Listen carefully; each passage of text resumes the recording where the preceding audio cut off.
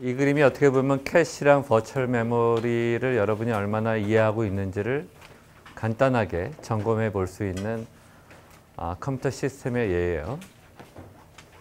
그래서 여러분이 이 그림을 이해하면 수업을 따르면서 기본을 이해했구나.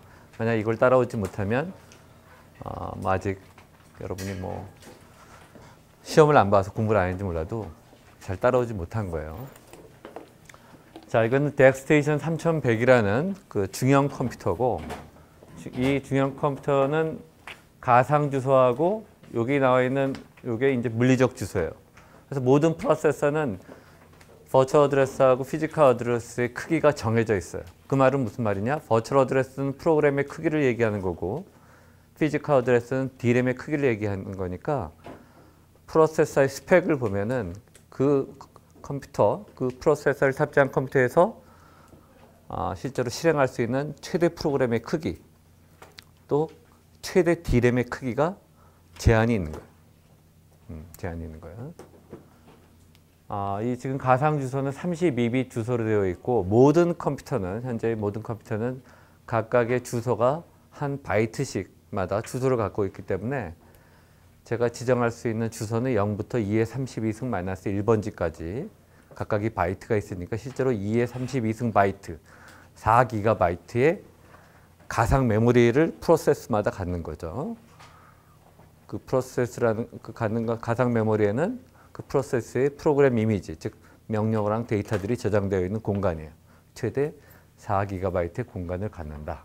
이 주소는 파이프라인 안에서 여러분 지금까지 배웠던 거의 모든 주소는 다 버추얼 어드레스라고 생각하면 되고, 피지컬 어드레스는 오로지 하나, D램의 주소. 캐시는 D램의 일부분이니까.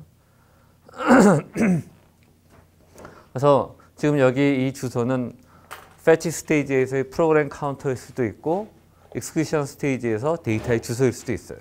그 가상 주소를 가지고 메모리 시스템을 접근하는 거예요. 메인 메모리는 프로세서에 비해서 멀리 있고 느리다고 그랬죠.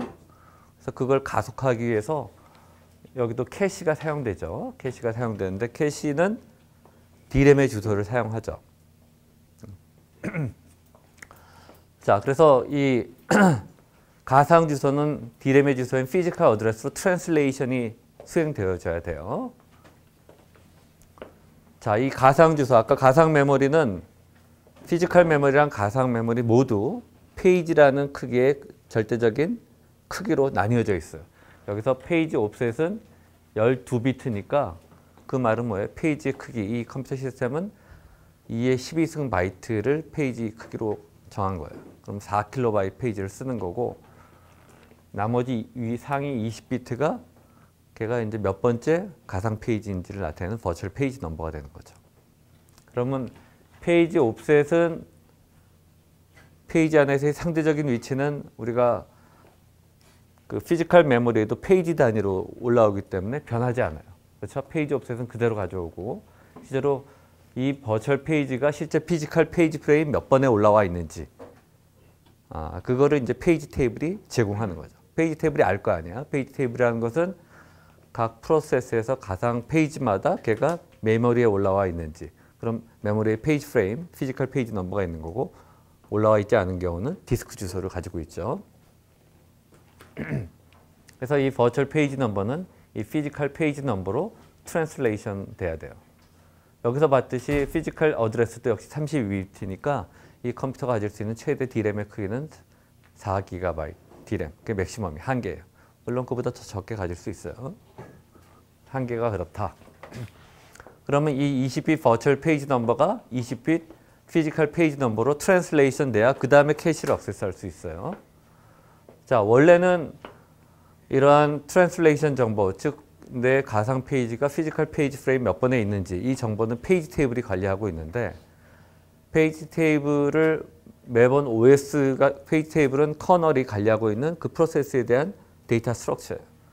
근데 매번 OS의 도움을 받으려면 너무 느려지기 때문에 처음에는 OS의 도움을 받지만 한번 액세스한 페이지 테이블 엔트리들은 TLB라고 하는 하드웨어 캐시에 저장하고 있어요. TLB라는 하드웨어 캐시. 그래서 이게 이제 페이지 테이블 엔트리들을 저장하는 페이지 테이블 엔트리들을 저장한 요 각각 하나가 페이지 테이블 엔트리들이고 이 태그에는 버추얼 페이지 넘버가 저장되어 있고 실제 데이터에는 피지컬 페이지 넘버, 즉 페이지 프레임 넘버가 저장되어 있어요. 이 뒤에 뭐 이 페이지의 어트리뷰트, 얘가 리드 온이냐, 리드 라이트냐, 뭐 그 밖에 다른 애트리뷰트들, 리더블, 라이터블, 익스큐터블, 뭐 슈퍼바이저, 커널 페이지냐, 데이터 페이지냐 이런 정보들은 생략되어 있는 거예요. 트랜슬레이션만 보고 있는 거예요. 그래서 그 20빛 가상 페이지를 가지고 TLB 안의 내용을 동시에 서치하죠. 왜? 어디든지 올 수 있으니까 페이지 테이블 엔트리들이. 그러면 저 TLB는 fully associative 구조로 설계된 TLB죠. 캐시죠.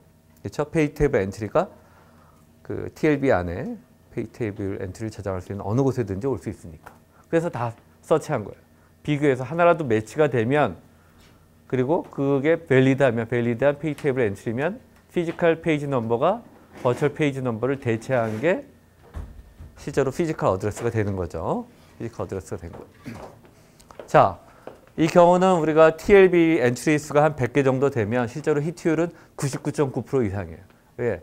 하나의 페이지가 보통 4kB씩 커버하니까 100개만 있어도 4kB, 400kB를 트랜슬레이션 해줄 수 있죠. 상당히 많은 범위 트랜슬레이션 해줄 수 있어서 TLB의 히트율은 상당히 높아요. 한 엔트리가 한 페이지 전체를 커버해 주니까. 그래서 대개의 경우는 바로 트랜슬레이션 돼서 피지컬 어드레스로 트랜슬레이션 되고 이 피지컬 어드레스는 다시 캐시를 액세스하는 데 사용이 되죠. 그래서 캐시를 액세스할 때 이 피지컬 어드레스는 다시 태그, 인덱스, 옵셋 파트로 나뉘어져. 옵셋은 블락 안에서의 위치, 바이트 옵셋이라고 했지만 여긴 블락 옵셋이랑 같은 말이고 실제로 이게 2비트니까 블락의 크기는 4바이트라는 얘기예요. 0001, 1012 각각 4바이트, 4바이트짜리 블락. 그래서 여기 32비트라고 표현되는데 여기 32비트 블락인 4바이트짜리 블락이 있는 건데 이거는 옛날 시스템이라 스페셜 로컬레트를 익스플로이트 하려면 보통 이게 아마 32비 컴퓨터인데 얘는 워드 하나밖에 블락이 안 들어가죠. 실제로는 좀 더 크면 더 성능이 좋을 텐데 최적화가 좀 덜 돼 있었던 거예요. 과거의 컴퓨터랑. 그리고 이제 인덱스 태그로 추출되죠. 인덱스는 이런 블락이 몇 개 있느냐. 요 컴퓨터가 여기 하나 있으니까 이 블락이 갈 수 있는 곳이 하나밖에 없다는 거죠. 그건 뭐예요? 이 캐시 구조는 디렉트 맵드 캐시 구조로 되어 있다. 그래서 이 인덱스 2의 14승이니까 14 to 2의 14승 디코더를 통해서 정해지면 그 블락의 나머지 비트들, 거기 태그죠. 태그를 비교해서 일치하면 hit이고 그 해당되는 곳에 없으면 miss예요. 그래서 우리가 이 그림을 보고 우리가 TLB는 fully associative 구조고 엔트리 수는 여기 나와 있지 않지만 여기 뭐 하나, 둘, 셋, 넷, 다섯, 여섯 개보다 훨씬 많은데 그림을 이렇게 생략해서 표현한 거고 여기도 엔트리는 몇 개 안 그렸지만 여기 인덱스가 14비트니까 실제로는 2의 14승계의 블락이 있다는 거고 블락의 크기가 4바이트니까 어떻게 되죠? 2의 14승은 16K 곱하기 4니까 64K 바이 디렉트 맵드 캐시가 되는 거예요. 알겠죠? 이거는 아주 기본적인 거고 여러분이 이거는 이해했으리라 생각하고 자, 근데 이 뒤에서 우리 지난번에 마지막에 내가 설명하다가 뭐 대략은 설명했지만 다시 한번 설명하려고 하는 것은 이런 식으로 TLB 트랜슬레이션을 거쳐서 피지컬 어드레스를 트랜슬레이션해서 캐시를 액세스하면 아무리 빠른 캐시를 가지고 있더라도 한 사이클 두 사이클씩 트랜슬레이션 오버헤드가 들어가니까 캐시 액세스가 느려지죠. 트랜슬레이션 거친 다음에 캐시를 액세스하니까 뒤에 나오는 이 구조는 뭐냐? TLB 액세스하고 캐시 액세스를 동시에 할 수 없을까? 그래서 TLB 액세스하는 트랜슬레이션 하는 거를 캐시 액세스할 때 하이드하게 실제로 원 사이클에 액세스할 수 있도록 바꿀 수 있는 구조가 이 Virtually Indexed Physically Tagged Cache예요. 그 아이디어는 뭐냐? 여러분이 이 옵셋을 보면 그러면 버추얼 어드레스의 페이지 옵셋이랑 피지컬 어드레스 페이지 옵셋은 같으니까 페이지 안에서 상대 위치는 바꿀 게 없죠. 페이지 단위로 가져오는 거니까. 그러면 12비트는 이 내용이 그대로 똑같죠. 그 말은 뭐야? 인덱스랑 옵셋이 만약 페이지 옵셋에서 바로 읽어올 수 있다면 트랜슬레이션이 없어도 여기서 벌써 인덱스 디코딩을 시작할 수 있죠? 그렇죠? 그게 아이디어예요. 근데 문제는 이 경우에는 인덱스 비트가 14비트인데 페이지 옵셋은 12비트밖에 안 돼서 사실은 인덱스랑 옵셋 다 합한 게 16비트인데 페이지 옵셋이 16비트였다면 그러면 인덱스를 바로 버추얼 어드레스에서 추출할 수 있었을 거예요. 그래서 인덱스 디코딩을 시작할 수 있어. 그래서 인덱스 디코딩이랑 TLB 서치를 동시에 할 수 있어요. 이해되죠?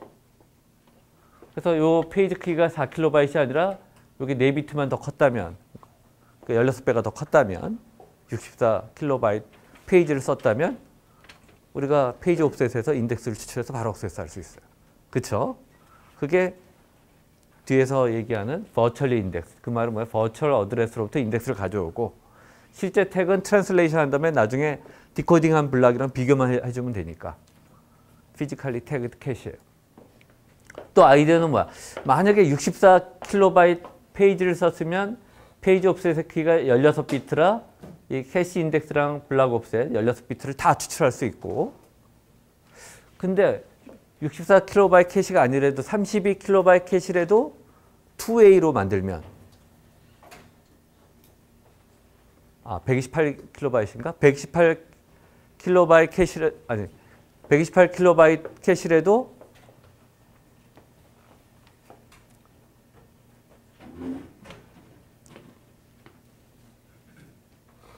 이게 이제 64KB 캐시니까 16비트가 필요한데 128KB시면 또 안 되죠? 한 비트가 모자르잖아. 그렇죠? 근데 우리가 2A fully associative 캐시로 하면 인덱스가 한 비트씩 줄어들죠. 기억나? set associative 캐시에서는 뱅크 크기로 자르니까 2A면 뱅크가 원래 크기에 비해서 인덱스가 한 비트 줄고 4A면 한 비트가 더 줄고 그런 식으로 associativity를 증가하면 더 큰 캐시에도 우리가 바로 페이지 옵셋으로부터 인덱스를 추출할 수 있어요. 여러분이 금방 따라올지 모르는데 무슨 감인지 알겠죠? 감적으로는.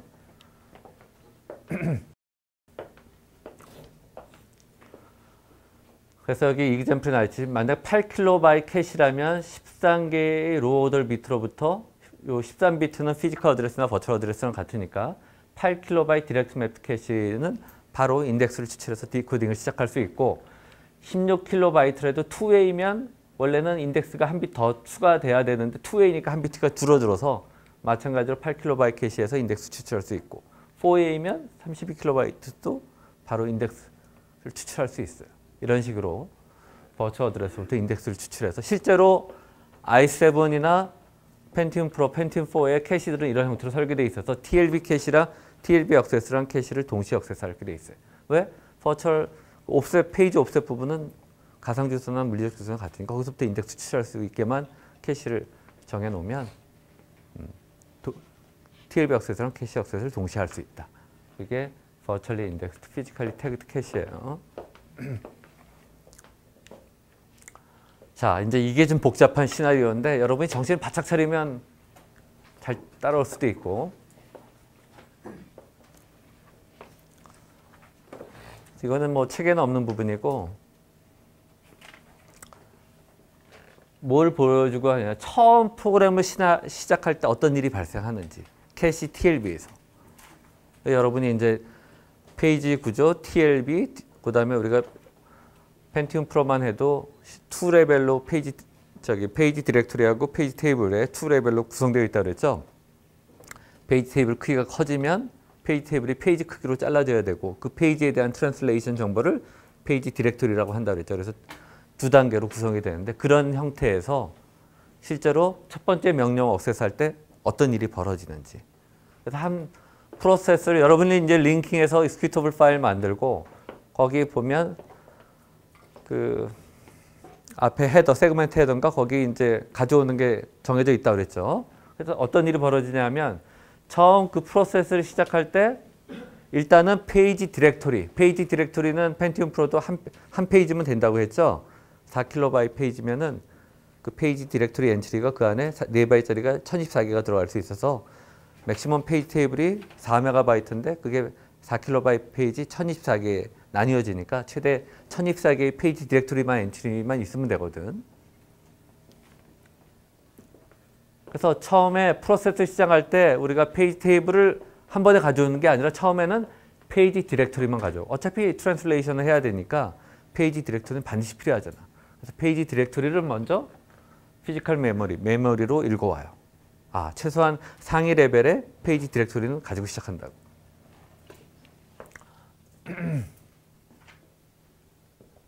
그래서 페이지 디렉토리를 읽어온 다음에 그 페이지 디렉토리의 시작 주소, 즉 프레임 주소를 페이지 디렉토리 베이스 레지스터에 가져오고 그 다음에 PC 값을 우리가 executable 파일에는 스타트 심볼이 있다고 그랬죠. 거기에 엔트리 포인트, 처음 실행해야 할 명령의 주소가 정해져 있어요. 그걸로 PC 값을 이니셜라이즈 한 다음에 그 다음에 이제 첫 번째 명령을 패치하기 시작한 거야.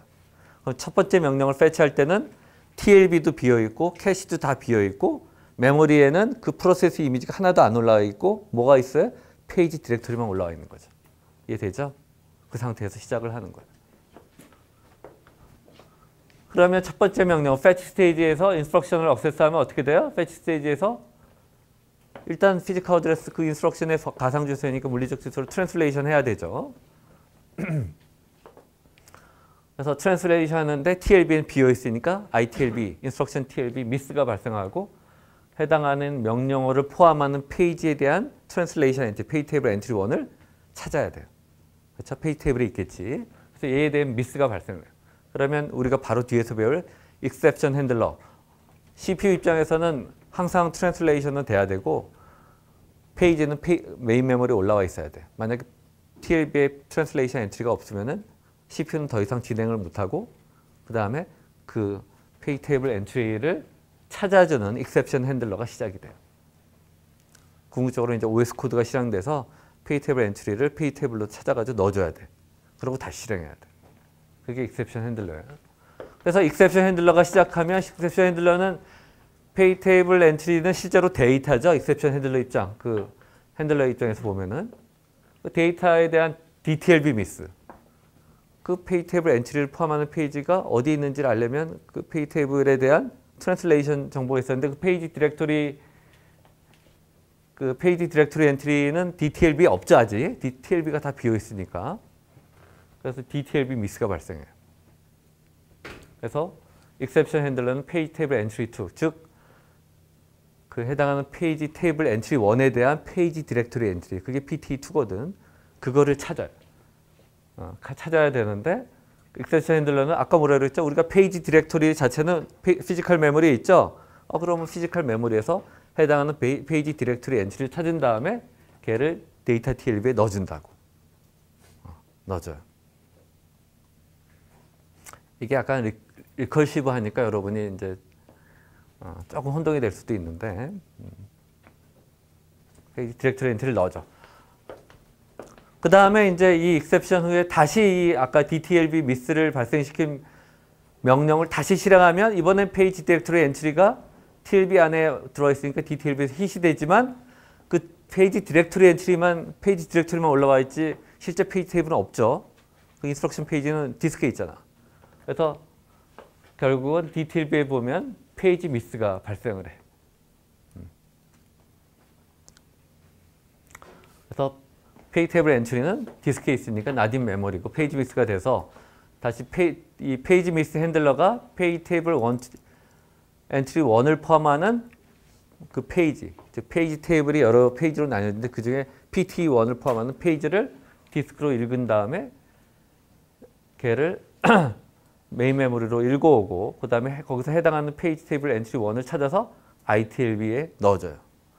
그러면 돌아가서 ITLB 미스를 발생시킨 첫 번째 명령을 fetch를 다시 하면 이번엔 트랜슬레이션은 된 거야. 근데 얘는 페이지 테이블 엔트리만 가져온 거고 실제 해당하는 명령어 페이지는 아직 안 읽어온 거야. 그래서 어떻게 돼? 페이지 미스. 실제 코드, 그 명령어 페이지는 아직 안 올렸으니까 페이지 미스가 발생하고 페이지 미스 핸들러가 해당하는 첫 번째 명령어를 포함한 페이지를 읽어와서 읽어오고 그 다음에 그 메모리에 올라와 있죠. 다시 실행하면 어떻게 돼? 읽어오게 되고 그 다음에 이제 그 다음에 첫 번째는 캐시 미스가 발생하지만 메모리에서 해당하는 명령어를 찾아올 수 있어요. 이런 형태로 구성이 돼. 이거는 내가 여러분한테 혼동을 주려고 하는 게 아니라 여러분한테 궁금하잖아. 아, 처음에 어떤 일이 벌어질까 하는 시나리오를 적은 거예요. 좀 디테일하게. 책에는 안 나와 있어. 여러분이 이제 만약에 나중에 시험 공부할 때 정확하게 다 이해한다면 이거가 이해가 될 거고, 아, 이게 잘 안 된다 하면 머릿속에 약간 클리어하지 않아요. 근데 쉽지는 않아요. 바로 이해하기는 쉽지 않고, 만약에 이 중에서 학생 수가 한 5, 60명은 될 텐데 바로 처음에 내가 설명을 이해했다 그러면 굉장히 머리가 우스워졌어요. 이해한 사람, 따라온 사람, 내 설명을. 한 명 또 이런 일이 발생을 합니다. 이런 일이 발생을 하고, 이걸 한 번만 더 설명하면 어떻게 되냐면 디스크에 있어. 디스크에는 페이지 테이블이 이런 형태로 되어 있단 말이에요. 실제 페이지 테이블이 우리가 페이지의 개수가 2에 20승계가 있죠. 버추얼 페이지 넘버가 20비트니까. 걔마다 4바이트짜리 페이지 테이블 엔트리를 쓰게 되면은 실제로는 페이지 테이블의 최대 크기는 4MB죠. 그렇잖아. 최대.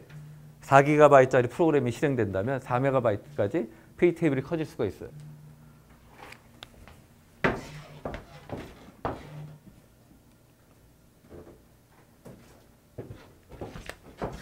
그렇죠? 그래서 실제 페이지 테이블도 4MB니까 얘도 페이지 단위로 잘라져서 디스크에 저장된다. 그럼 4KB 페이지가 최대 1024개가 있는 거죠? 1024개가 있는 게. 이게 페이지 테이블이야. 최대 크기가. 페이지 테이블이 이렇게 커진단 말이에요. 프로그램이 크니까. 그렇죠? 그러면 이 각각의 페이지 테이블들이 디스크에 있을 수도 있고 메모리에 올라올 수 있잖아. 그럼 그걸 저장하는 그 정보를 가리키는 게 페이지 디렉토리 엔트리예요. 오케이? 그런 게 최대 1024개가 필요하죠? 근데 요게 4바이트니까 요거는 딱 4KB 페이지 하나에 들어간다고. 이게 페이지 디렉토리. 이게 이제 펜티움 프로하고 펜티움 4의 구조가 이렇게 되어 있어요. 32비트 X86 프로세서에서는 이런 형태로 페이지 테이블이 구성이 되어 있어요. 그러면 우리가 트랜슬레이션을 한다면 이 전체가 있어야 되지만 우리가 결국은 가상 메모리 쓰는 데는 다 페이지 단위로 온 디맨드로 현재 미스가 발생한 것만 가장 최근에 참조한 것만 올라온다 그랬죠. 올라오니까 전체 중에서 다 이제 하나 미스가 발생한 순서로 올라오는데 뭘 할래도 얘는 필요하잖아. 그래서 실제로는 메인 메모리에 어떻게 해요? 이 페이지 디렉터리 얘 하나만 처음에 가져오고 시작한다. OS가 프로세스를 실행하기 전에 페이지 디렉토리를 피지컬 메모리를 가져오고 시작하는 거예요. 그럼 처음에 여기만 있고 여기에는 페이지 디렉토리 엔트리 1024개가 여기 다 있어. 각각의 페이지 테이블들이 어디에 있는지. 그 다음에 프로세서 안에는 어떻게 돼 있어요? ITLB가 있고 DTLB가 있고 그 다음에 이 뒤에 iCache가 있고 데이터 캐시가 있고 이게 이제 L1 캐시고 캐시 하나만 가져왔어요. 여기 없으면 이제 메모리로 가져와서 이렇게 되는데 얘들은 어떻게 돼? 다 비어있다고. 비어있잖아. 처음 명령어 인스트럭션 fetch 스테이지 첫 번째 명령어는 fetch 스테이지에서 뭐예요? 어떤 이게 페이지 테이블도 요 자체도 디스크에 있고 여기 페이지 테이블이 여기 여러 페이지로 나뉘어져 있고 그 다음에 이 해당하는 코드도 여기 이렇게 코드랑 데이터가 여기 디스크에 있을 거라고. 그러니까 첫 번째 명령이 여기 있다고 생각합시다. 여기. 어? 그럼 여기는 페이지 디렉토리 엔트리도 없고 트랜슬레이션 엔트리도 없고 아무것도 없어. 여기는 TLB. 캐시에도 다 비어 있다고. 메모리도 코드면 보면 다 비어 있잖아. 여기서 시작하는 거야. 처음 하면 뭐 ITLB 첫 번째 하려고 하면 첫 번째 명령어를 버추얼 어드레스 프로그램 카운터로 첫 번째 명령에다 버추얼 어드레스에 액세스하면 얘는 뭘 하려고 하는 거야? 야, 내에 해당하는 명령이 피지컬 메모리에 있느냐? 당연히 없죠. 근데 그걸 해주는 페이지 테이블 엔트리 요 페이지 테이블 엔트리 여기 있다고 생각해봐. PT1이.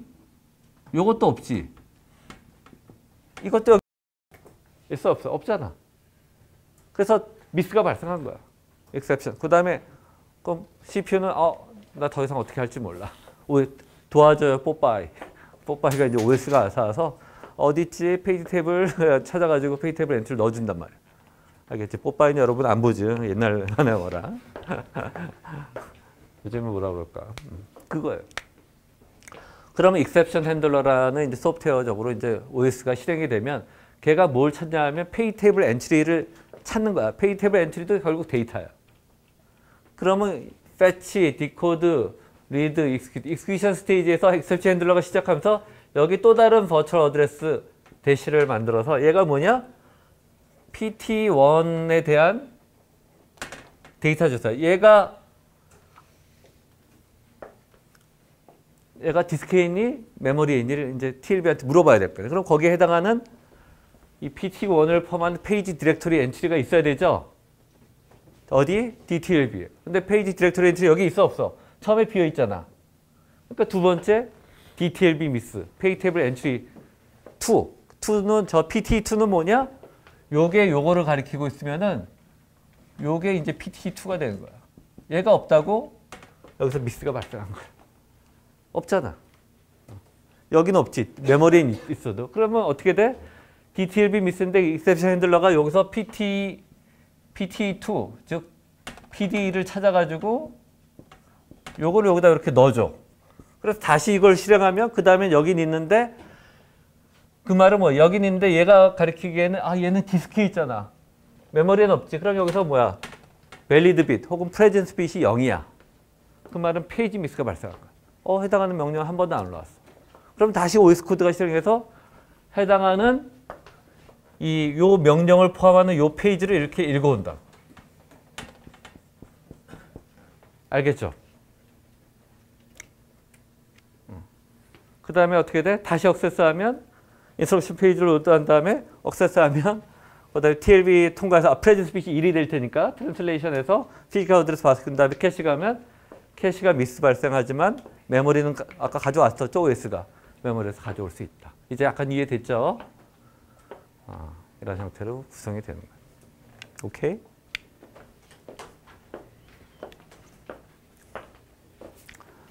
자, 이것도 뭐 책에는 안 나와 있지만 여러분이 실제 컴퓨터는 어떨지 궁금하잖아. 응? 궁금하죠? 그래서 펜티움 프로의 이그젬플을 보여주고 있는 그림이에요. 펜티움 프로. 펜티움 프로니까 펜티움 프로, 펜티움 2, 펜티움 3 다 마찬가지. 같은 제너레이션이니까. 펜티움 프로는 어떻게 되어 있냐? 32빗 버추얼 어드레스랑 32빗 피지컬 어드레스를 써요. 얘도 마찬가지로. 32빗 머신이고 페이지 크기도 4KB. 우리가 지금까지 공부한 거랑 똑같죠? L1, L2, TLB 모든 L1, L2 캐시랑 TLB 모든 캐시는 4way associative 캐시 형태로 구성이 되어 있어요. 인스트럭션 TLB는 32개의 엔트리가 되어 있고 이게 4way니까 이게 이제 4개의 엔트리가 하나의 셋으로 되어 있어서 실제로는 4개씩 이렇게 8개의 셋이 있는 거예요. 이렇게 셋이 있는 거고 데이터 TLB는 엔트리 수가 좀 더 많아요. 왜? 보통 인스트럭션이 스페셜 로컬리티가 더 크거든. 로컬리티가 더 많아. 인스트럭션이 데이터보다. 그래서 보통 인스트럭션 TLB보다 데이터 TLB나 데이터 캐시가 조금 더 크든지 조금 더 엔트리 수가 많든지 이렇게 돼 있어요. 얘는 64 엔트리고 얘도 4way니까 4개의 엔트리가 하나의 셋으로 돼서 16개의 셋이 있는 거예요. 셋이 있는 거. 그 다음에 인스트럭션 캐시, L1 캐시, L1 인스트럭션 캐시, 데이터 캐시 모두 16KB 4way associative 캐시고 32바이 블락으로 되어 있어서 128개의 셋으로 되어 있다. 이거 이해돼요? 내가 여기 물어보면 버추얼 어드레스는 어떻게 돼요? 페이지 크기가 4KB 이니까 페이지 옵셋은 12비트고 버추얼 페이지 넘버는 20비트고 피지컬 페이지 프레임 넘버도 피지컬 페이지 넘버도 20비트죠. 근데 그 32빗 주소가 캐시를 억세스할 때는 태그 인덱스 옵셋으로 나누는데 블락의 크기가 32바이트, 라인이랑 블럭이랑 같은 말이니까 아, 블락 옵셋은 5비트구나. 셋이 128개의 셋이 있으니까 인덱스는 7비트구나. 7비트, 5비트가 어떻게 되죠? 그 인덱스랑 옵셋이 되는 거고 나머지 20비트가 태그가 되는 거예요. 알겠죠?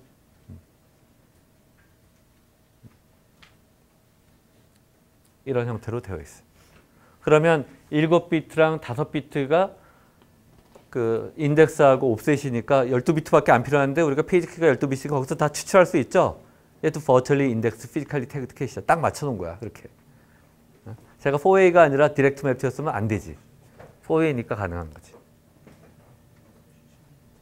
그런 형태로 버추얼 인덱스 피지컬리 태그드 캐시 형태로 구현되어 있어서 봤듯이 버추얼 페이지 넘버 20비트, 버추얼 페이지 옵셋이 12비트인데 이게 4A 셋 어시에이티브 캐시죠. 이게 이제 데이터 TLB고 데이터 TLB의 셋이 16개의 셋으로 되어 있죠. 한 셋에서는 4개의 엔트리가 들어있고 16개의 셋이면은 16개의 셋 인덱스는 4비트가 필요하거든. 그래서 버추얼 페이지 넘버 중에 밑에 4비트는 TLB 인덱스로 쓰고 실제 피지컬 태그는 16비트만 태그는 16비트만 있으면 돼.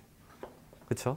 우리 이것도 캐시랑 똑같아. 그래서 제가 여러분한테 시험 문제 낼 때 캐시로 태그 인덱스 캐시 구조를 준 다음에 가상 주소를 물리적 주소를 태그 인덱스 옵셋으로 나누라 하면 좀 쉬운 거고 조금 어렵게 여러분이 얼마나 이해하고 있는지를 낸다면 가상 주소를 가지고 TLB가 4-way set associative 구조다. 이때 이 TLB의 버추얼 이 TLB의 태그랑 인덱스는 각각 몇 비트냐.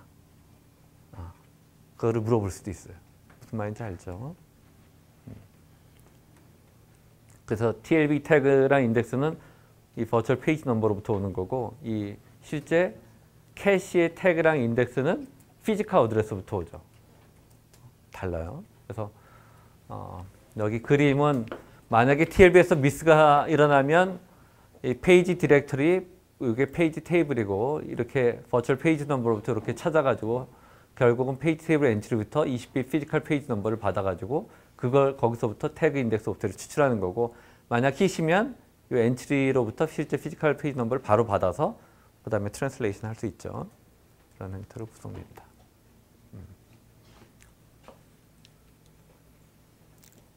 질문 혹시? 내가 여기 조금 빨리 설명해서 여러분이 다 따라오지 못할 수도 있는데 이거를 여러분이 정확하게 이해했다면 이 파트도 다 이해할 수 있어야 돼. 혹시 질문?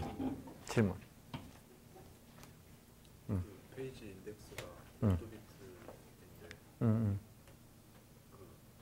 딱 맞게 떨어진다고 하셨잖아요. 그렇지 여기 인덱스랑 옵셋.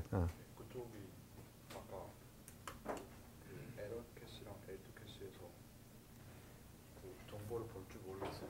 16KB 뭐예요? 그러니까 하나만 봅시다. 이게 에런 지금 데이터 캐시 하니까 에런 데이터 캐시를 이그젬플로 둡시다. 얘가 16KB 블락 사이즈가 32바이 블락이야. 그러면 16K 블락 안에는 32바이 블락이 몇 개 있어요? 1K 나누기 16 나누기 30이니까 2분의 1K가니까 512개가 있죠. 디렉트 매트면은 512개의 블락 중에 하나를 서치해야 되는 건데 얘는 4Way니까 512개의 블락이 4개씩 한 세트가 돼가지고 128개의 셋이 있단 말이야.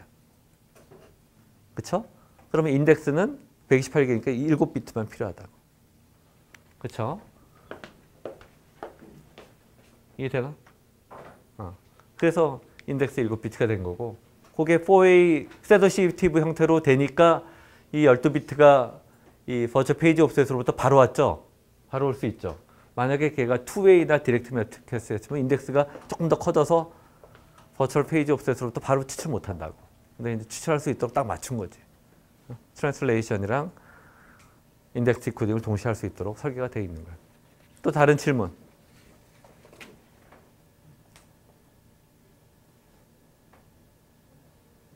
사실 뭐 내가 이렇게 설명을 해도 여러분이 수업을 정말 집중하고 있으면 다 이해할 수 있겠지만 원래 시험 공부해야 이해가 되죠, 그렇죠? 그 전까지는 이렇게 뭐 완전히 쫓아오는 친구들은 굉장히 머리가 좋은 친구들이죠. 집중했던 친구들이고. 또 다른 질문.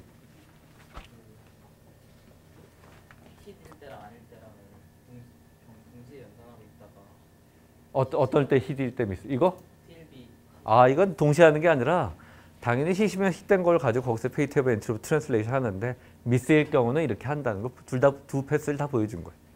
오케이? 동시에 할 필요가 없지. 아까 우리 여기서도 동시에 해요. 미스가 일어나면 그때 찾아오는 거지.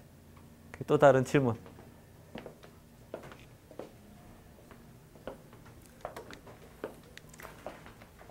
자, 그러면 여러분이 혹시 이해가 다 안 된 부분은 여러분이 이제 공부하면서 이해하길 바라고. 혹시 질문 또 없어요? 자, 실제로 우리가 일반적으로 사용하는 버추얼 메모리는 페이징을 사용해요. 그래서 가상 메모리, 물리적 메모리 다 페이지 크기로 잘려져 있어. 그건 뭐냐? 여러분이 캐시도 블락 크기로 잘려져 있듯이 메모리는 가상 메모리나 물리적 메모리나 페이지 크기로 잘려져 있는 거야. 그렇죠? 잘라져 있는 거야. 페이지라는 것은 고정된 크기로 자르는 건데 그런 것을 페이징이라고 하고 또 세그먼테이션이라는 걸 사용할 수도 있어. 세그먼테이션은 그렇게 고정된 크기가 아니라 논리적 크기를 사용하는 거야. 우리가 원래 링킹에서 배웠듯이 실행 파일은 안에 보면 거기 텍스트 세그먼트 있고 무슨 데이터 세그먼트 있고 이렇게 돼 있죠. 리드 온리 세그먼트 있고 뭐. 그게 실제로는 우리가 논리적인 단위야. 그 논리적인 단위마다 액세스 퍼미션, 얘가 리더블 하냐, 라이터블 하냐, 엑스큐터블 하냐도 다 다르고 애트리뷰트가 다 다르다고. 그래서 이 물리적인 크기로 하는 거, 버추얼 메모리를 구성하는 것 대신에 세그먼트 단위로 논리적인 세그먼트의 셋으로 우리가 가상 메모리를 구현할 수도 있어요. 오케이? 그러면 프로그램 자체가 하나의 컬렉션 오브 세그먼트라고 하는 거고, 세그먼트는 가변적이니까 그 세그먼트가 더 커질 수도 있고 작아질 수도 있고 막 이런 거라고. 그래서 그로잉 데이터 스트럭처를 서포트하기도 쉽고, 쉐어링도 우리가 쉐어링할 때 페이지 단위로 쉐어링하면 페이징에서는 고정된 크기를 쓰니까 여러 개의 페이지를 쉐어링해야 될 때도 있고, 어떤 페이지는 인터널 프래그멘테이션이 있으면 그중에 일부만 쉐어링하는 거죠. 이게 약간 비논리적이란 말이에요. 근데 세그먼트 단위로 논리적으로 우리가 텍스트 세그먼트 공유하겠다 예를 들어 모든 내가 같은 세그먼트를 하고 세그먼트 크기가 크건 작건 쉐어링하니까 이게 더 쉐어링 측면에서는 더 효율적이지. 그렇죠?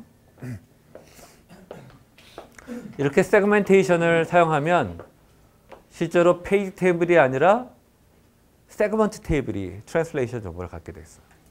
그래서 프로그램은 세그먼트들의 집합, 세그먼트 0, 세그먼트 1, 세그먼트 2, 세그먼트 3, 페이지 0, 페이지 1처럼 각 세그먼트가 크기가 각각 다 다른 거지. 그런 논리적인 세그먼트의 주소고, 그 프로그램의 주소는 세그먼트 넘버하고 그 안에서의 옵셋, 세그먼트 옵셋으로 표현할 수 있는 거죠. 가상 주소를. 그렇죠? 이렇게 된다. 그래서 세그먼트 테이블의 엔트리는 뭘 가지고 있냐면 그 세그먼트가 페이지처럼 뭐 피지컬 페이지 넘버 이렇게 정하는 게 아니라 세그먼트 주소 어디든지 될 수 있잖아. 가상.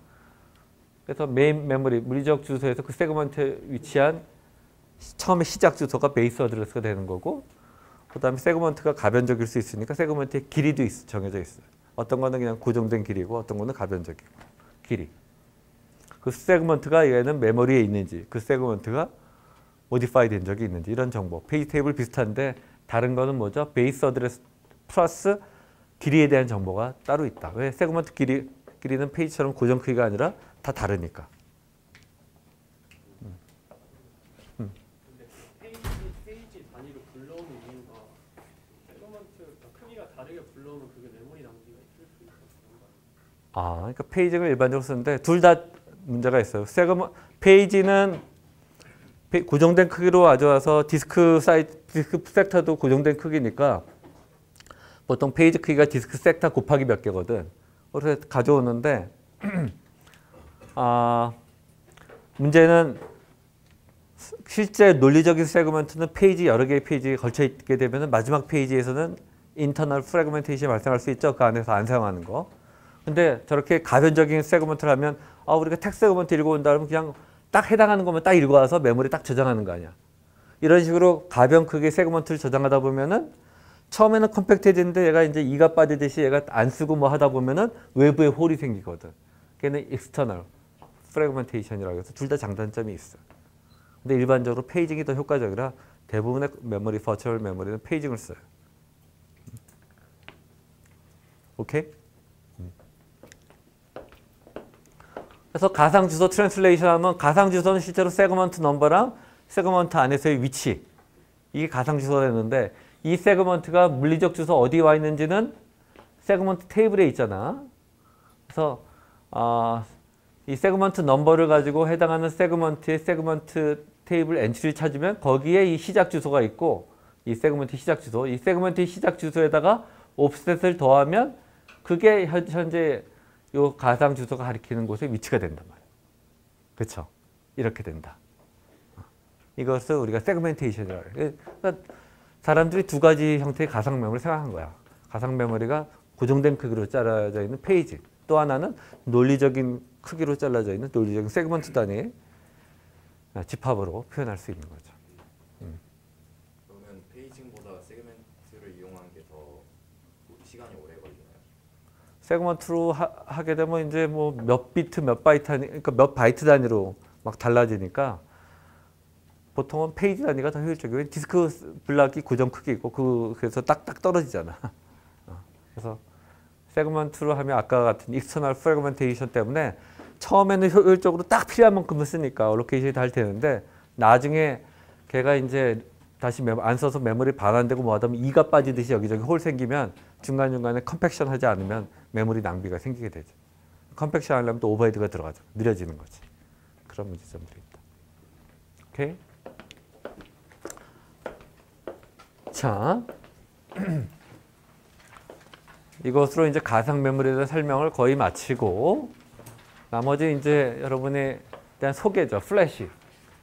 요즘에 노트북 같은 경우 혹은 뭐 이런 이걸 뭐라 그러지 이거? 태블릿 PC 같은 경우는 디스크 없죠? 노트북도 이제 디스크 없이 요즘 디스크 있는 노트북이 나오나 아직도? 아직도 있긴 있을 텐데 거의 이제 플래시로 대체되고 있어요. 플래시는 D램하고 반도체 소자이긴 한데 D램보다 한 20배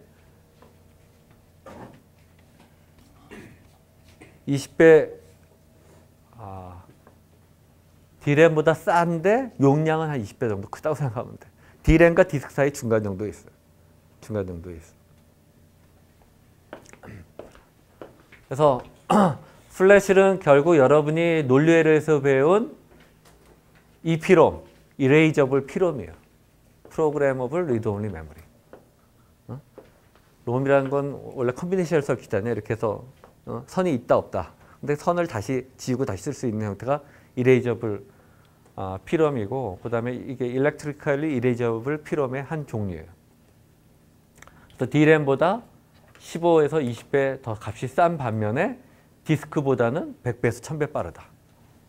그래서 플래시를 쓰게 되면 이제 디스크는 기계적이기 때문에 고장이 잘 나는데 더 릴라이어블하지. 하지만 이 플래시 자체는 원래 이레이저블한데 지우고 다시 쓸 수 있는 형태지만 무한정 썼다 읽었다를 반복할 수는 없고 그게 제한되어 있어요. 몇 번 다시 쓸 수 있다.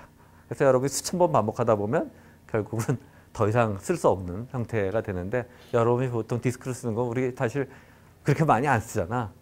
그렇기 때문에 이게 실제로 많이 사용이 되는 거예요. 그래서 D램보다는 한 20배 싸고 디스크보다는 한 20배 비싸고 그 대신 디스크에 비해서 훨씬 빠르고 더 작고 더 전력 소모도 적고 더 좋다. 더 로버스트하다. 고장도 더 잘 난다. 뭐에 비해서? 디스크에 비해서. 오케이? 두 가지가 있는데 낸드형이랑 노아 플래시가 있어요. 여러분이 보통 USB라고 사용하는 플래시는 다 낸드형이에요. 각각의 셀이 낸드 게이트 형태로 생겨 있고 얘는 블락 단위로 리드 라이트 할 수 있고 얘가 용량이 더 커요. 노아형 플래시는 실제 셀 구조가 노아 구조 형태로 되어 있고 얘는 블락이 아니라 바이트 단위로 읽고 쓸 수 있어서 좀 더 마이크로하게 읽고 쓸 수 있죠. 하지만 얘는 이거에 비해서 조금 더 비싸고 얘는 뭐에 쓰냐 하면 바이오스. 여러분이 이제 뭐 컴퓨터 고장 나고 그러면 중간에 뭐 이렇게 딱딱 해서 바이오스 들어가죠. 그때 바이오스 칩이 다 들어가 있는데 그게 시스템의 컨피그레이션 정보를 가지고 있거든. 바이오스에 사실 익셉션 핸들러니 인터럽트 핸들러 같은 것도 다 들어있는데 그런 것들이 실제 노아 플래시에 저장돼 있어요. 그 전에는 얘가 뭐 디스크에 저장돼 있거나 뭐 다른 거에 저장돼 있어요. 거기는 컴퓨터가 지워져도 지워지면 안 되니까 항상.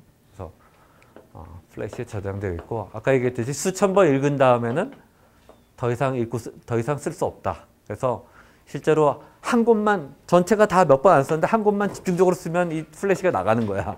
더 쓸 수 없으니까. 그래서 웨어 레벨링은 뭐냐? 실제로 데이터를 리매핑하면 여러 개를 돌아가면서 쓰게 되면 그 플래시의 그 라이프 타임을 늘릴 수 있죠. 그것을 웨어 레벨링이라고 한다. 레벨링. 이런 기술이 사용된다. 자, 세 가지 캐시 구조 중에서 가장 빠른 거 뭐죠? 뭐라 그랬죠? 뭐가 제일 빨라요? 풀리 어서시에이티브가 가장 빠르다. 가장 느린 거? 셋어시에이티브가 제일 느리지. 디렉트 맵드는 인덱스 디코딩 한 다음에 태그 컴페어 하면 되는데 셋어시에이티브는 인덱스 디코딩, 그다음에 태그 컴페리즌 한 다음에 다시 웨이먹스 통과해야 되죠. 가장 큰 거. 뭐가 가장 크죠? 에어리아로. 가장 큰 거는 풀리가 제일 크잖아. 제일 빠른 대신에 컴퓨터가 엔트리마다 하나씩 다 들어가죠. 사이즈가 커져요. 태그 크기도 크고. 가장 많이 사용하는 거 셋어시에이티브. 그렇죠? 컨텍스트 스위칭이라는 것은 현재 프로세스가 실행되다가 걔가 중단되고 새로운 프로세스, 새로운 프로그램이 진행되는 걸 컨텍스트 스위칭이라고 하죠. 그때 어떤 일이 벌어져요? 아까 우리 봤죠? 그 프로세스 처음 시작할 때랑 마찬가지로 그렇게 되면 아까 그 ITLB 미스부터 데이터 TLB 미스 이런 것들 순차적으로 캐시 미스 다 발생하겠죠. 그래서 아까 처음 시작할 때랑 비슷한 일들이 벌어지게 됩니다. 자, 요거는 숙제 다음 주. 우리가 오늘이 월요일인데 다음 주 월요일까지.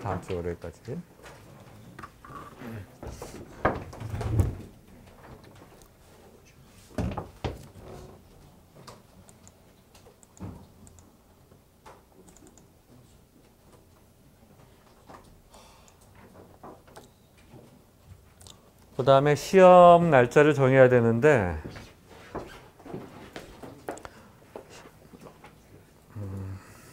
봅시다. 17일 월요일이랑 19일 수요일이 있는데 우리 다수결로 합시다. 월요일이 좋다. 시험 기간이 뭐 17일부터 21일 요 기간이 17일이랑 19일 중에 17일이 좋다. 월요일. 비쌀 것 같은데. 수요일. 이거 카운트 해봐야 되나? 다시 수요일. 수요일. 월요일. 거의 비슷해.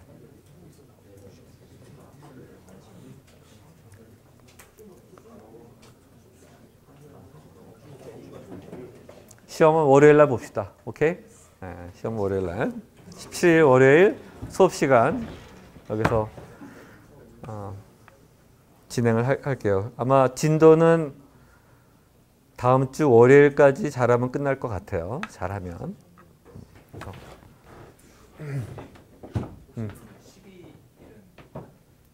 12일? 12일 날 수업을 할 수도 있어. 만약에 혹시라도. 지금 중요한 챕터가 둘 남았는데 이제 익셉션 이게 좀 더 중요하고 그 다음에 IO인데 IO는 그냥 여러 번 소개하는 거라 이렇게 중요한 내용은 없어서 아마 내가 예상하기로는 다음 주 월요일이면 우리가 수업을 끝낼 수 있을 거예요. 월요일. 수업 시간에 보나요? 수업 시간에 우리가 학생 수가 있어서 장소를 따로 구할 수가 없어서 수업 시간에 볼 거예요. 다른 질문인데 네. 저희 혹시 중간고사는 주나 뭐 아직 공개 안 했나? 나 이 친구들이 채점했나 모르겠는데 내가 한번 확인해 볼게요.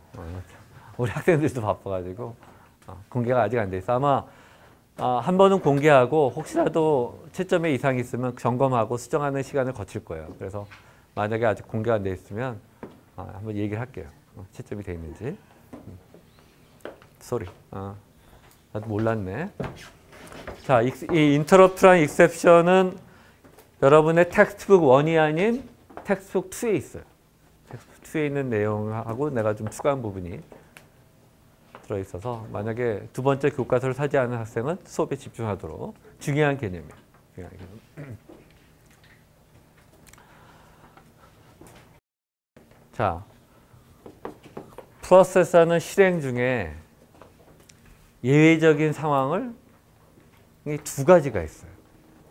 현재 진행 중인 프로세스를 중단하고 시급하게 처리해야 되는 예외적인 상황이 둘이 있었는데 이 exception은 뭐냐? 현재 실행 중인 프로세스의 어떤 특정 명령에 의해서 발생한 사건이에요. CPU가 그 프로세스의 명령을 실행하다가 나 더 이상 못해. 도와줘요. 뽀빠이. 이게 exception이에요. 아까 뭐죠? 페이지 미스. 네 명령어 지금 메인 메모리 없다는데 내가 어떻게 할 수 없어. 도와줘요. 그러면 exception 핸들러가 실행이 돼서 걔가 OS를 불러가지고 걔가 그 페이지를 읽어와야 돼. TLB 미스도 마찬가지예요. 그런 게 다 exception이에요. 현재 실행 중인 명령어가 발생하고 CPU가 더 이상 어떻게 진행을 못해. 또 한 가지는 interrupt. interrupt는 뭐예요? 현재 진행 중인 프로세서 내부가 아니라 외부에 현재 실행 중인 프로세스랑 전혀 상관이 없는데 외부에 어떤 일이 생겨서 누가 딱딱 두드리는 거야 CPU한테. 야, 나 좀 봐줘. 그게 인터럽트야. 외부에서. 대표적인 게 여러분 키보드 한번 키 누를 때마다 인터럽트 걸려. CPU가 워낙 빠르니까 여러분이 아무리 빨라 해도 그게 굉장히 느리게는 몇백만 사이클에 한 번씩 들어오니까. 알겠죠? 그게 다 인터럽트. 키보드 한 번 누를 때 뭐 네트워크에 패킷이 도착했다. 디스크 IO가 끝났다. 뭐 이런 것들이 인터럽트. 그러면 그런 일이 발생했을 때 CPU는 현재 실행 중인 명령을 중단하고 매 사이클마다 현재 명령이 어떤 익셉션을 발생할 수도 있고 혹은 외부에 어떤 이벤트가 발생하면 인터럽트가 발생했네. 그러면 인터럽트를 해결해주고 다시 돌아와서 아까 중단됐던 프로세스를 계속 진행해야 돼. 아무 일도 없었던 것처럼. 오케이? 그래서 어떤 일이 벌어지냐면 이건 인터럽트 혹은 일반적으로 둘 다를 인터럽트라고 부를 수도 있고 둘 다를 익셉션이라고 부를 수도 있어요. 텍스트에 따라서. 얘는 뭐냐?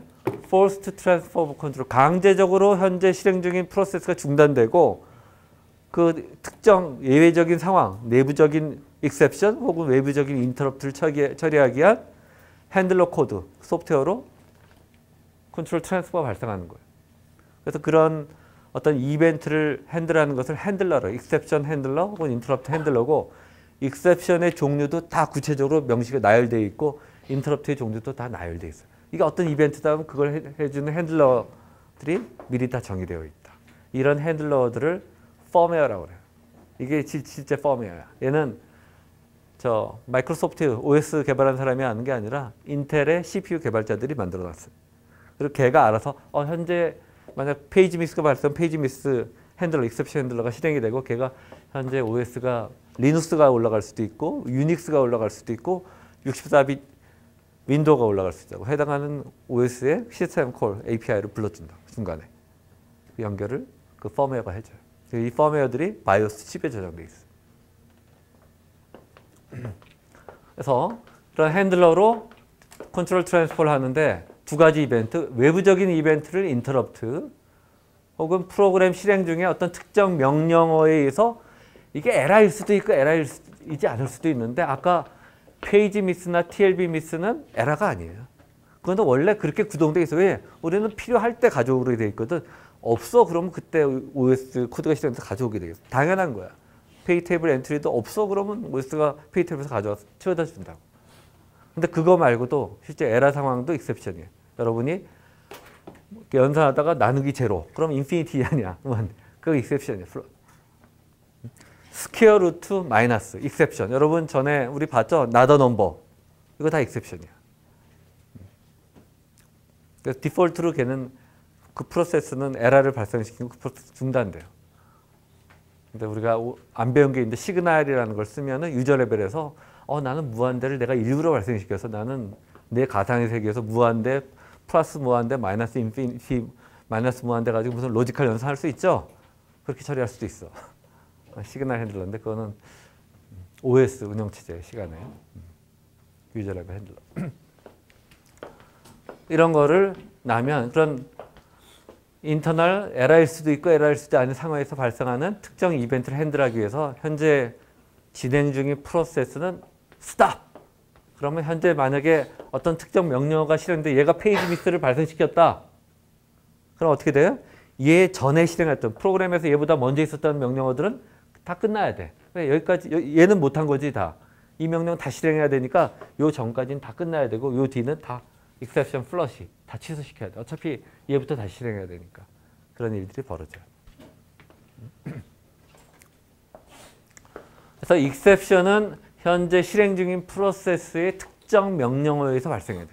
이게 뭐 불분명하게 뭔가 exception이 났어 하고 이렇게 헤매는 게 아니라 구체적으로 어떤 명령이 어떤 스테이지에서 뭐 TLB 미스다, 페이지 미스다, 플로팅 포인트 exception이다 정확하게 그 상황이 정해져 있고 그 이벤트마다 exception 벡터라고 해가지고 그게 어떤 이벤트인지가 정확하게 그 CPU 매뉴얼에 다 디스크라이브 되어 있어요. 이건 어떤 이벤트다. 그래야만 정확하게 어떤 일을 처리해 줄 수 있으니까. 그래서 이런 exception들은 보통 synchronous하고 internal하다고 얘기해요. 얘는 뭐냐?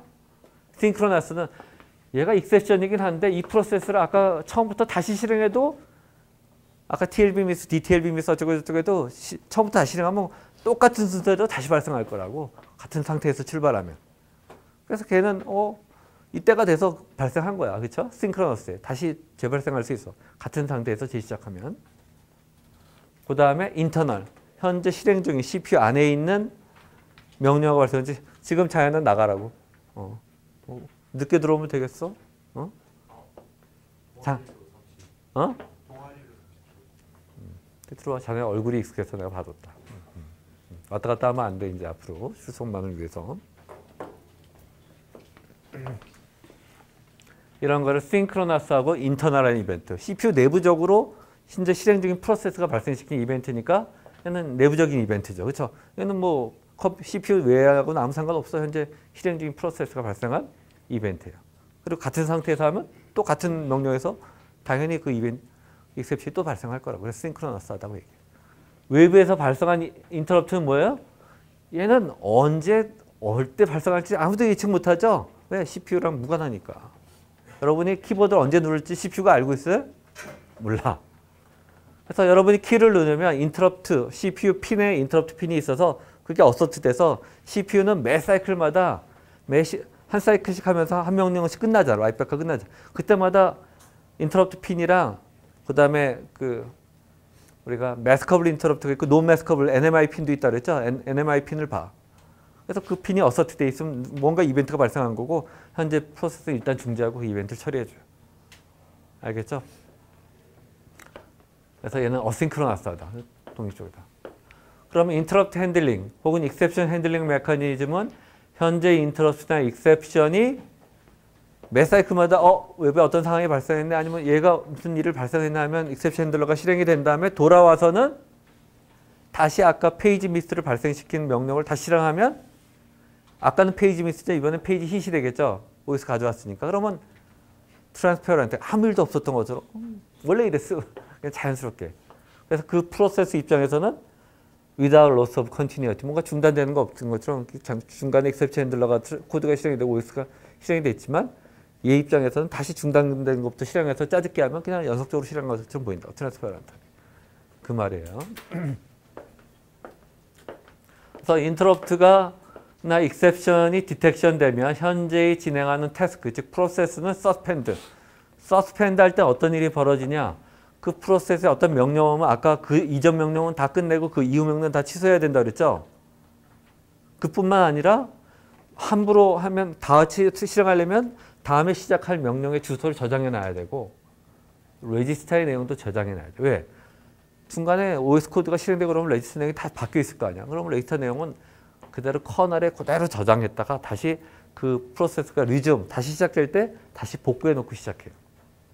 응? 복구해 놓고 시작한다. 하지만 어떤 경우에는 아까 뭐 플로팅 포인트 익셉션 같이 에러적인 상황인 경우는 그 프로세스는 중단되죠. 그렇죠? 중단된다. 이런 일이 벌어진다. 자, 먼저 CPU 내부적으로 발생하는 어떤 프로세스에서 발생하는 익셉션은 다음에 세 가지로 분리할 수가 있어요. 세 가지로 분리할 수 있어. 첫 번째, 폴트. 이걸 왜 가리키느냐?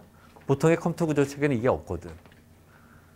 이게 없으면 답답해. 여러분이 나중에 어디 가서도 보나마나 프로그램 개발할 거고 그때는 익셉션 이런 걸 맞을 텐데 여기에 대한 이해가 정확하지 않으면 이게 무슨 일인가? 정확하게 이해하고 넘어가는 게 중요해요. 익셉션은 굉장히 중요한 거니까. 익셉션을 다음과 같이 세 가지로 분리할 수 있어요. 폴트, 트랩, 어보트. 세 가지로 구분할 수 있다. 폴트란 뭐냐? 여기 폴트의 특성은 unintentional.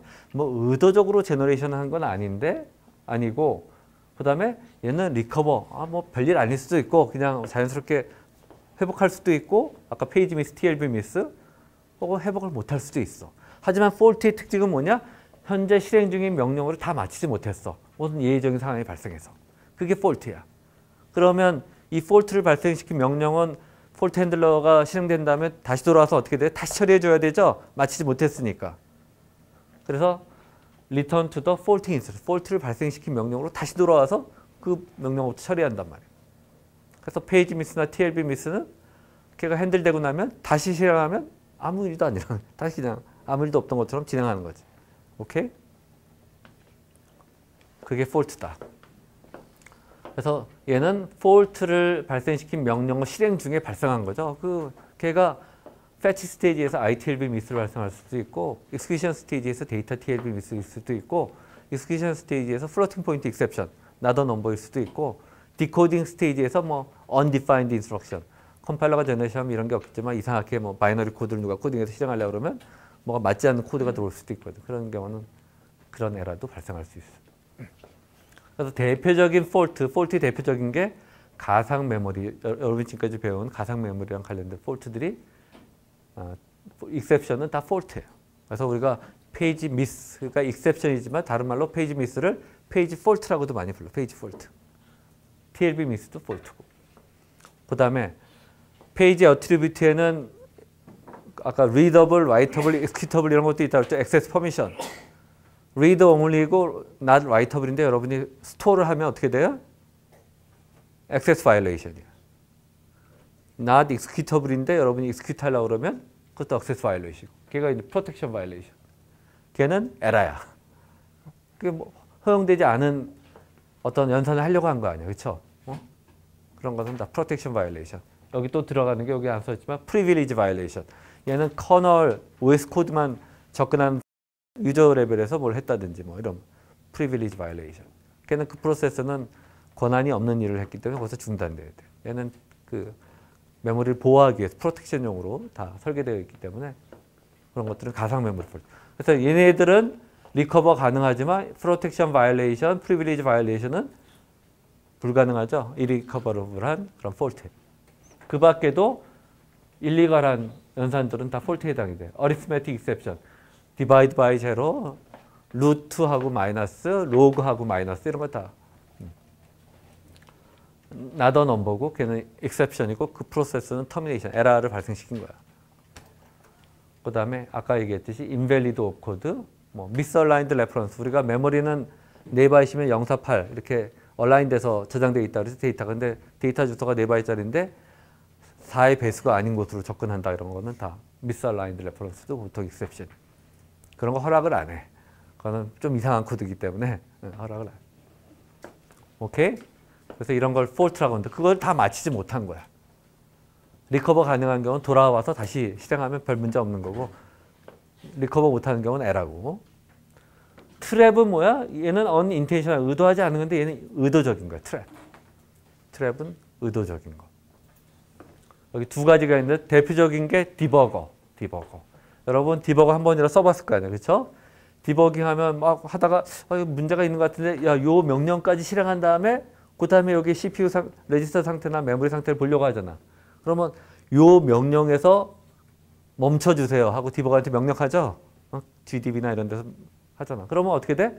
그 명령까지 실행하고 트랩, exception 핸들러, 트랩 핸들러가 실행되면 트랩 핸들러가 누굴 콜하는 거야? 디버그를 콜하는 거야. 야, 나 네가 하는 데까지 해서 다시 너한테 턴을 올리고 있지. 그럼 걔가 다시 익스페리먼트 한 다음에 다시 리즈음 하면 다시 들어가서 그 다음부터 실행하죠. 그래서 트랩은 return to the next instruction. 다음 명령으로 들어간다. 트랩을 발생시킨 명령까지 의도적으로 거기서 멈춘 거니까.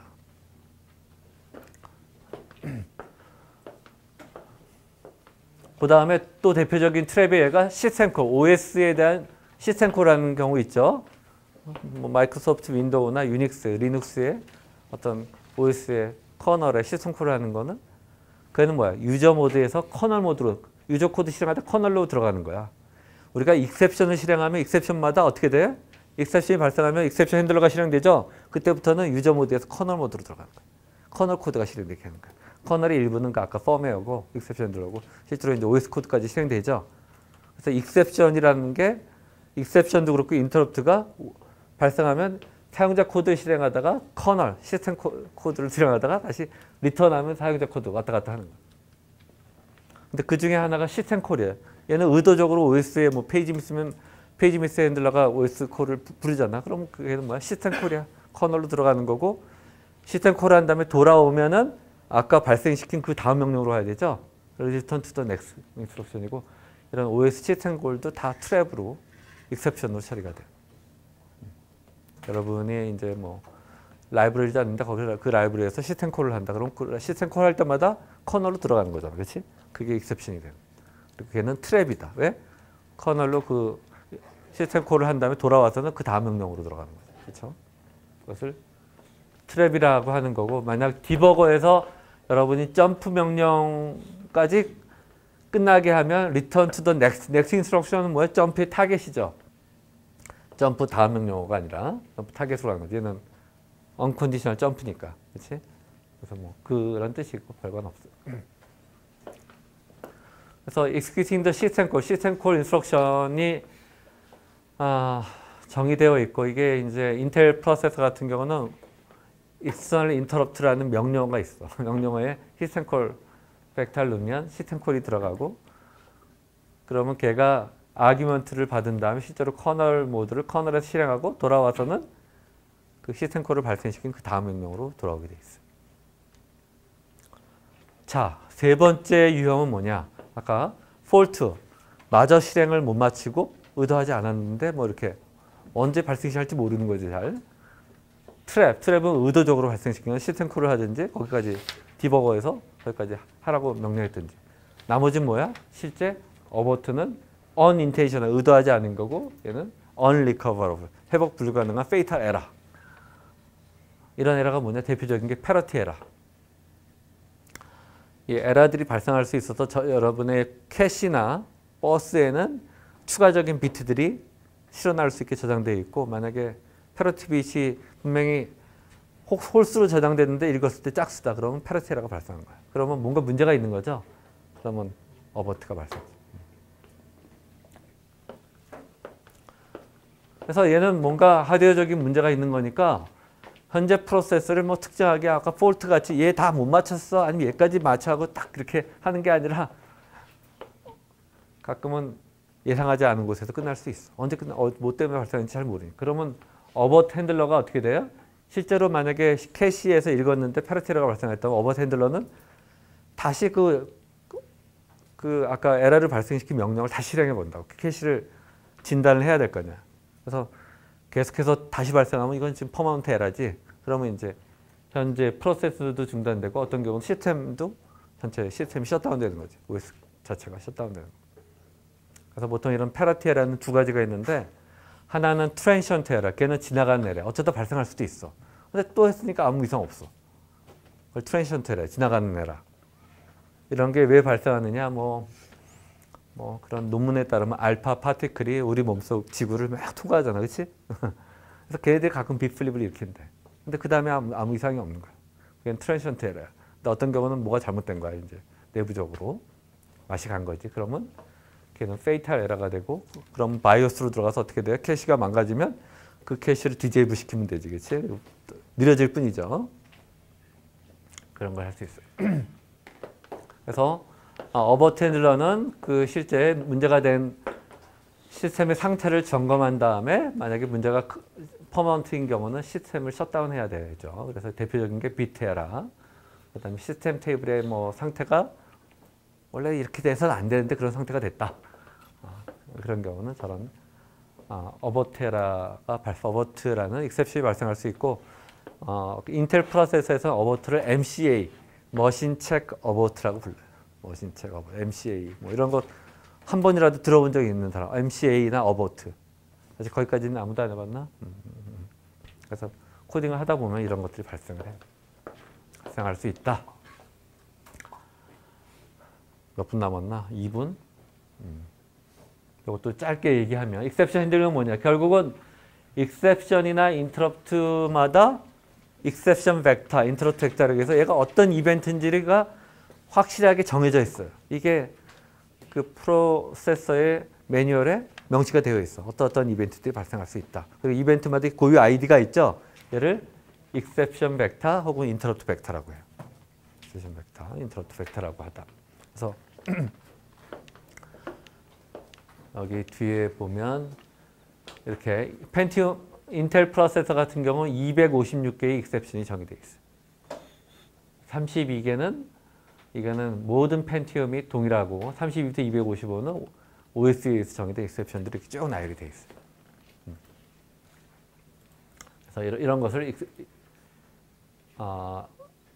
익셉션 벡터 혹은 인터럽트 벡터라고 하고 이 벡터가 고유하니까 이 벡터로부터 이 벡터를 핸들하는 핸들러의 주소도 하드웨어가 바로 컨트롤 트랜스퍼가 발생할 수 있다고 그래서 하드웨어가 바로 핸들러의 주소를 알 수 있어요. 대개는 뭐 테이블 같은 하드웨어 테이블 형태로 그 벡터를 아이디로 해서 액세스할 수 있겠죠. 서치해서 핸들러의 코드를 실행한다고. 그러면 익셉션 프로시저는 어떻게 하느냐? 현재 익셉션을 발생시킨 명령 뒤에 나오는 명령들을 모두 플러시시키고 그래도 어차피 다시 해야 되니까 그 전에 명령어들은 모두 끝날 때까지 좀 기다려줘야 돼. 걔가 일단은 얘는 이제 끝날 거야. 안전할 때까지 드레인 시켜야 돼. 파이프라인을. 그 다음에 다음 실행할 명령의 주소를 저장해야 되죠. 폴트면 폴트를 발생시킨 명령, 트랩이면 그 다음 명령의 주소를 저장해야 되고 그뿐만이 아니라 레지스터의 상태를 모두 저장해내야 되죠. 왜냐? 핸들러랑 커널이 실행되면 다 바뀔 테니까 그 전에 저장해놔야 돼. 그리고 벡터 더 인터럽트는 아까 인터럽트 벡터를 가지고 익셉션 핸들러의 주소를 결정한 다음에 걔로 PC를 바꿔주죠. 하드웨어적으로 이런 그걸 벡터 더 인터럽트라고 하고 그 다음에 그런 인터럽트 서비스 루틴 혹은 익셉션 핸들러로부터 명령을 패치해서 실행을 한 다음에 다시 돌아올 때는 return from interrupt라는 명령이 있어서 커널에서 유저 모드로 돌아오는 이런 일이 벌어진다. 자, 오늘까지 여기까지 할게요.